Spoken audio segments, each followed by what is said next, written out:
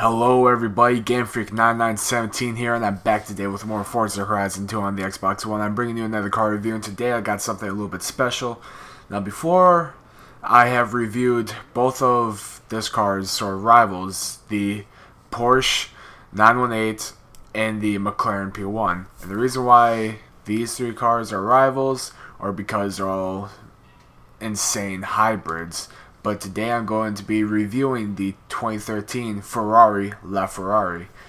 And I don't know why it took me so long to get down to reviewing this car, to be honest. I think it's mostly because I was sick of having to make it stock, reviewing it, upgrading it again, reviewing it that way. But I decided, hey, I might as well do it sooner or later, so why not do it today? I'm honestly fairly excited for this. But anyway, I'm just going to read off of what I have up right here. I googled the Ferrari LaFerrari and brought up the spec sheet, but I'm just going to read off what it has here. Now, the engine in the Ferrari LaFerrari is a 6.3 liter V12, while the battery is a 2.3 kilowatt 480V lithium-ion battery. Don't really know what that all means, but it makes it pretty impressive. Now, the power output from the engine is 963 horsepower, and it's producing 663 foot-pound torque. Now, before, I would always say how it's a little bit odd for me to see cars that have roughly around like a 100, 1 or 200 sort of difference in between the horsepower and torque. But this car has a 300 number difference, like exactly 300 on the dot.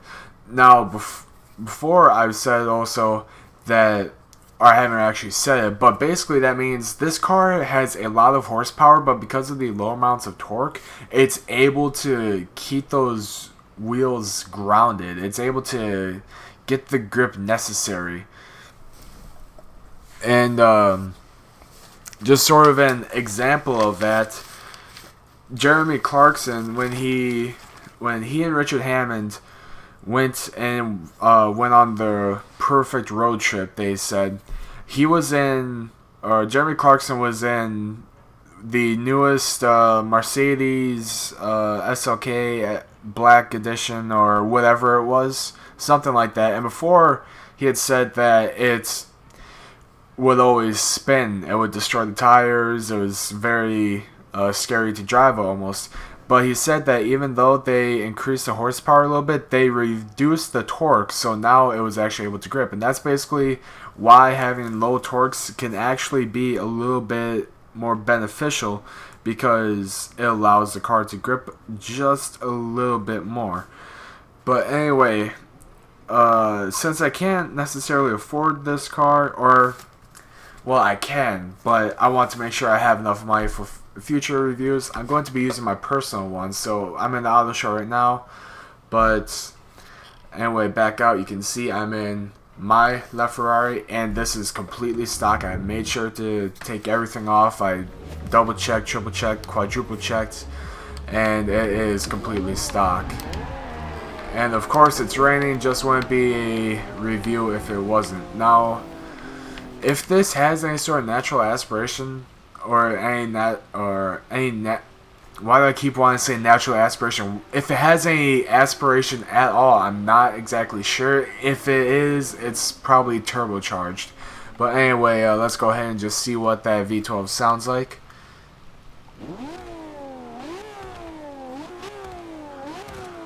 Oh, wow.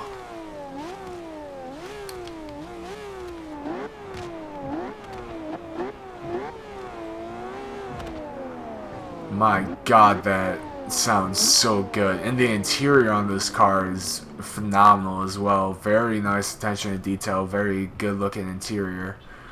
And like with a lot of Ferraris, it has the lights on the steering wheel to tell you when to shift. But my god, that 6.3 liter V12 just sounds so vicious.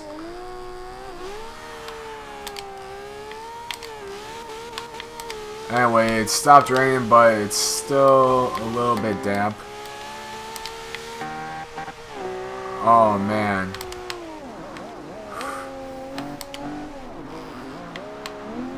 The cockpit sound is awesome on this car. Ooh, a little bit of understeer, but not too bad. Ooh, actually caught grip fairly well in third gear on the gravel, which is pretty nice. Of course, handles the corners very well. Ooh, some wheel spin coming out of corner in second gear and going hard on the throttle. Let's see third gear. No, third gear is nothing but grip.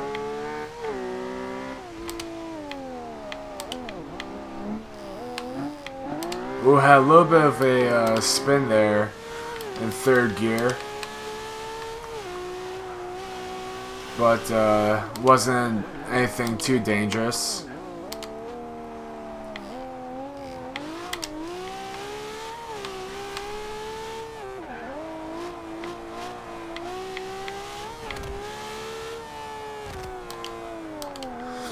Oh man, this car just sounds so good.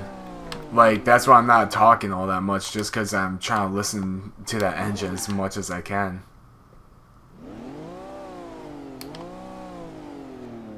Alright, now let's see exactly how fast this stock LaFerrari can go in a straight line. Wow, that's probably one of the grippiest launches I've ever had without nearly stalling. No, I was trying to keep it around the 5,500 mark, and it did exactly that with nothing but grip. Alright, 204.36. Let me write that down really quick. 204.36. Now let's see how the P1 and the 918 did once I find them here. Okay, so the McLaren P1 did a 216.41, which is pretty impressive, and the 918 did a 209.93. Now I think one of the... Actually, no, I don't think it was because I shifted in 7th gear. But, that's not... I don't know. I don't really know what to say that much about it. Like, this car is making more horsepower than the P1, but I think the P1 is a lot lighter than this, which may have been why I did it so much faster. Hey, and the 918, of course, is all-wheel drive, so it definitely helps with that launch. But anyway, let's take a look at our conversions. Drivetrain, all-wheel drive, not interested. We have a camshaft as our only upgrade, boosts us up 130 horsepower, which makes it 193 horsepower, 733 foot-pound torque, with not really any additional weight. Alright, so we have only our rally springs. Hold on. Weight reduction. Yeah, I think we're just going to go with full weight reduction here. Transmission. Race. Not a whole lot that you can really do to this car. It already has race compound tires, so just do up the width.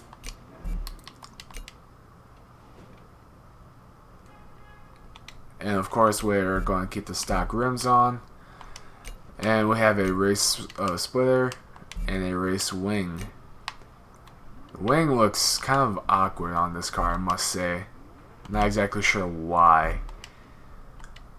But anyway, let's go ahead and see exactly how fast this car will go now.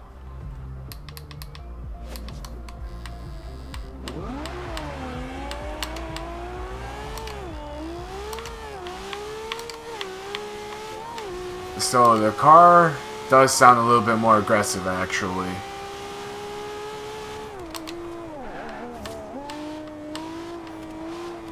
Whoa! For some reason, getting a little bit of understeer there. kind of weird. I usually don't experience much understeer with this car. Alright, able to grip very well in 4th gear. A little bit of a spin in 3rd on the gravel, but not too bad.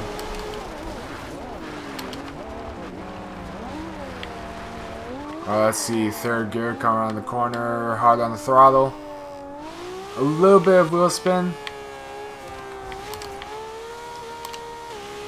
Alright, came around the corner pretty nice and easy.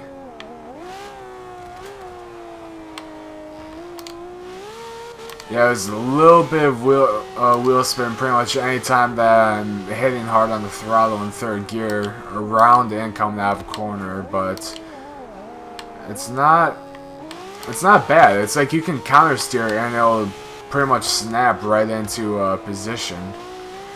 The only thing that I'm really surprised though is how much this car is actually favoring towards understeer.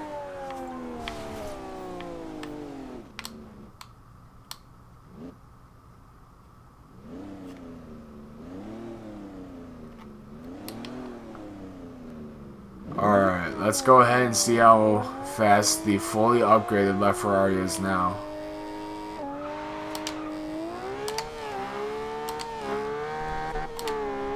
I had a little bit of like a spin with each shift until 5th gear. In 5th gear it caught immediately. But it's not like it was spinning throughout the whole gear. It's just like it gave a little chirp and then caught grip. So a 214.26. Alright, let me write that down real quick. 214.26. Almost dropped my controller. Anyway, let's compare it to the P1. The P1 did a 218.92. The Porsche did a 245.93. So the P1 and the LaFerrari are a little bit close together, but it's very surprising though, because even though the LaFerrari is making more horsepower, it's not as fast as the P1. But does that mean everything though? No, straight line speed doesn't mean everything. But I'm just gonna kind of group those 3 cars in with this.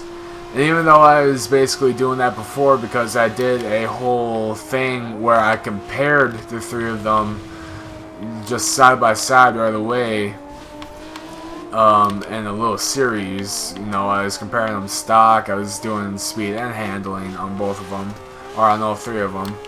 But anyway, this is my opinion now. I can't exactly remember what my opinion of those cars were before. Do I think that this car is worth the 720,000 credits? Yes and no. Now this car is very cool, very fun, you know. It's an awesome car. I'm so happy that they actually have this car in here. But this car isn't performing how I wanted to. You know, this car stock is pretty awesome, I will say. Even though it did spin quite a little bit, it's something that's really easy to manage, you know. Basically, you don't even have to put that camshaft in, and you can just run with the tires, transmission, weight reduction, whatever you want. But, you know, I don't know, it's just, this car is sort of, it's almost one of those never meet your heroes kind of things. It's like you can admire this car from a distance, but it'll either really make you happy or it'll just be kind of a disappointment. And right now, it's not really disappointing me, but it's not really making me that happy. Now, this car, it can definitely be used on the track. Would I use it? Maybe not, especially when I have those other cars to my arsenal. You know, the McLaren P1 and the Porsche 918. Both those cars, I'm going to say it flat out, they handle better than this car. They're faster than this car. And I think that they're even cheaper than this car. Actually, I'm not sure. I think it's either the Porsche or the McLaren. Maybe 920,000 credits, but I'm not exactly sure. But they sort of do better than this car. The P1, it's making less horsepower, but like I said before, it's faster, and it has such amazing grip and handling. Now, the 918, no, four-wheel drive, has more advantage for grip, but it handles so well. It has a smart all-wheel drive system to where it doesn't favor towards understeer, to where you can whip it around the corner when you need to, but it allows you to grip when you need to, allows you to not really spin out. But this car, it's, I don't know, it's just not really handling itself that well. But what I'm actually going to give it as a track car, I'm going to give it a 8.5 out of 10. Now you may be thinking, but you just said all this stuff that make it sound really bad. And basically the only reason why I'm a little bit more upset with this car is because of the insane price tag. 720,000 credits. Now I know they're trying to keep it a little bit more realistic for price, but I mean, I wouldn't really want to spend that on a car that handles this way. But if this car was actually any cheaper, I would actually be fairly happy with this car. Like, say this car was like 500,000 credits or 600,000 credits, I would be a little bit more happy with this car. But 720,000 credits is not really something that I really want for this car, especially when there are quite a few other cars that are cheaper but handle just as well, if not even, or yeah, just as well, or if not better than this car. But basically, this is a car you can work with. You know, it's very easy to work with. Just don't really put the camshaft in, really. That's all I really have to say, is don't really put the camshaft in, and then you don't have to worry all that much about spin. Just do everything else except for the camshaft. And of course, you can put an all-wheel drive swap in it, but, you know, who wants to actually do that? But anyway, yeah, I think I'd give this an 8 or 8.5 out of 10, to be completely honest. But that's just my opinion. If you have your own opinion about this car, let me know in the comment section down below. I really want to hear from you guys.